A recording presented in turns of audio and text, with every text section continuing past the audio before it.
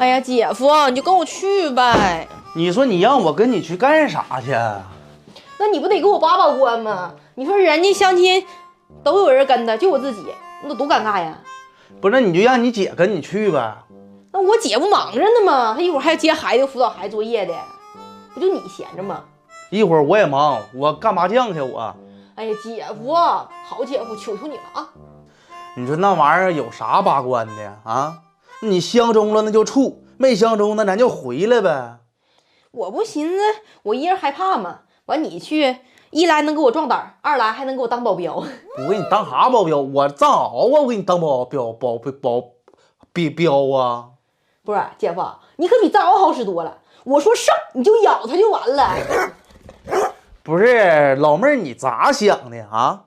你拿姐夫跟狗比呀？不是姐夫，我不是那意思，我啥意思？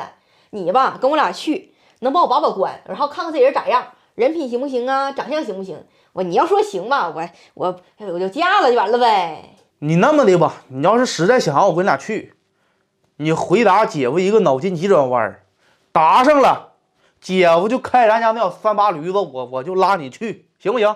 行。问什么桥下不流水？啥桥不流水啊？板桥，板桥那没有水。不对，不对，那木头桥？那也不对，还不对，不是那啥桥没有水呀？那你看，那你答不上来的话，那你就自个儿去吧。啥意思啊，姐夫？我告诉你啊，你要不跟我俩去，我把你家丑事我全给你抖露出来。不是我有啥丑事儿啊？嘿，我的妈呀！我跟你说，你年前的时候常私房的小地方啊，我可瞅真亮了。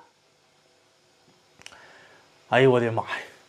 你瞧你这，你误会姐夫那意思了。姐夫这是啥意思？就是咱不整那三驴蹦子去，那玩意儿多冷啊，冻脑瓜皮。姐夫不新买小轿车吗？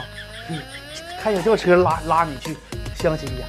这回拉我去了啊，走吧。然后你多穿点衣服啊。